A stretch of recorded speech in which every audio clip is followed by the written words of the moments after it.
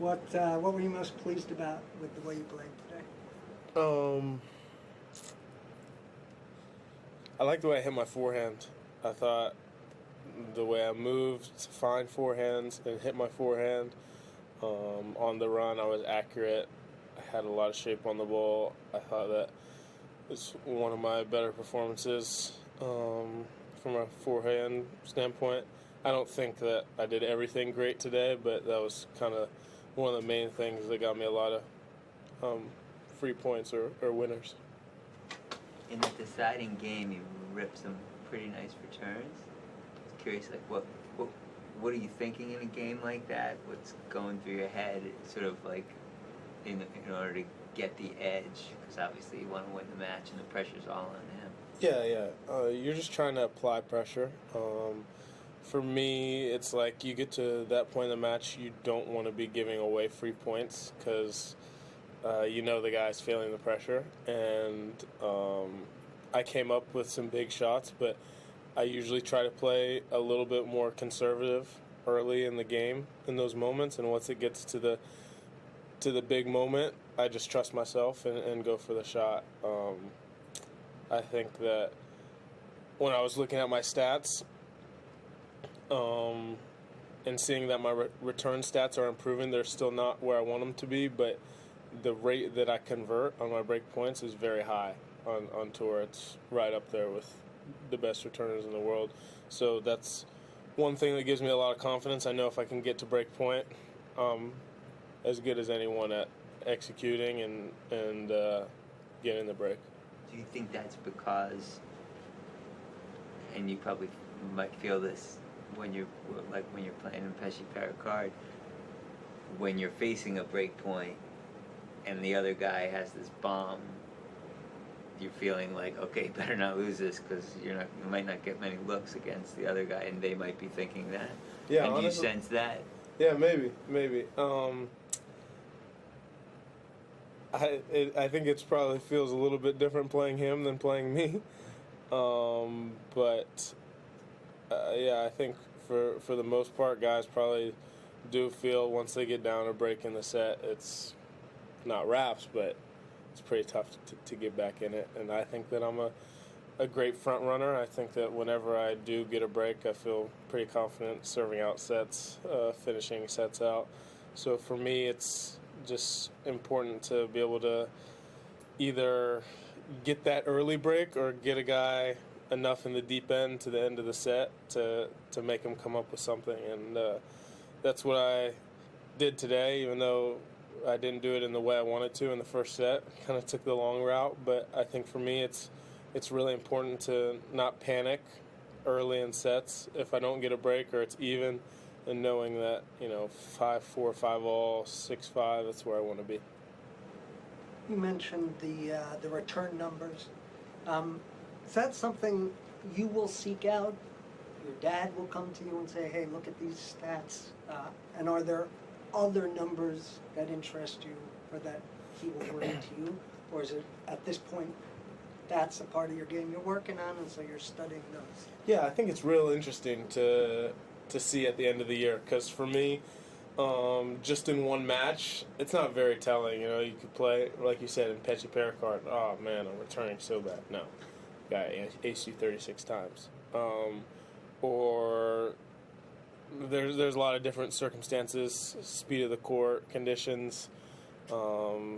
Sometimes it's real hot outside and you're throwing in the towel on some of the return games to just get through once you're up a break. But at the end of the year, I like to sit down and me and my dad and another guy that I work with kind of look at the stats and see which areas I'm doing really well in and which areas I have room to improve in and which areas I have improved in. So for me, it's important that those good areas stay good, that my first serve percentage stays where it's at, my winning percentage on first and second serve stay where it's at, but I also need to get more accurate with my serves. Well, in almost every serve category, I'm at the top. My accuracy or how far I am from my targets is actually below the tour average. So there's a lot of things that I don't know how they calculate it, but they figured it out, and it's stuff that I like to look at kind of when I'm wrapping up my year, but not things I dwell on during the season. And I guess, sorry, Sorry, you go. just one follow-up. I'm just wondering, is it often the case that you'll say, gee, that's surprising, or does it tend to kind of match up when you see a number in black and white, it'll match up with kind of what you thought in your head, or is it often different? For me, I think it's usually the same. I mean, there's a few things that kind of surprise me, like my clutchness on break points, or my how much I convert on break points, stuff like that. I think there's always stuff that you don't realize how good you are at, and there's probably also things that you don't realize, like, oh, wow, I don't hit my spots as well as I like to. How are you feeling about the conditions here? I love them. For me, it's warm. It's not hot. I feel like I can go all day. This is one of the warmest days that it's going to be here, and there wasn't really ever a point in the match that I felt winded at all. In my terms, we were having a lot of long rallies. Ben Shelton match, usually the rallies are a little shorter than what we're having today, and so that gives me a lot of confidence. I know that I don't have to make any fitness-based decisions. I know that I can go the distance whenever I step out there on the court. If it's going to be 5 sets, it'll be 5 sets, and that's something that I don't take lightly, and I take pride in. So for me, I'm feeling really good. I like the way that the court's playing in terms of the bounce. Obviously, depending on where you play, everything's going to be different. You get an outside court, it's going to be lightning and the balls are going to be skidding, but you play on a stadium like this one today, and you kind of got to adjust to slow balls getting heavy. Last game before the ball changed, they're pretty torn up. I know, you're probably focused on yourself, but there were 17 Americans in action today and a bunch, yesterday and the day before. Do you guys exchange messages? Is there anyone you're particularly close to, on either women's or men's side of the draw? Yeah, I'm friends with most of them.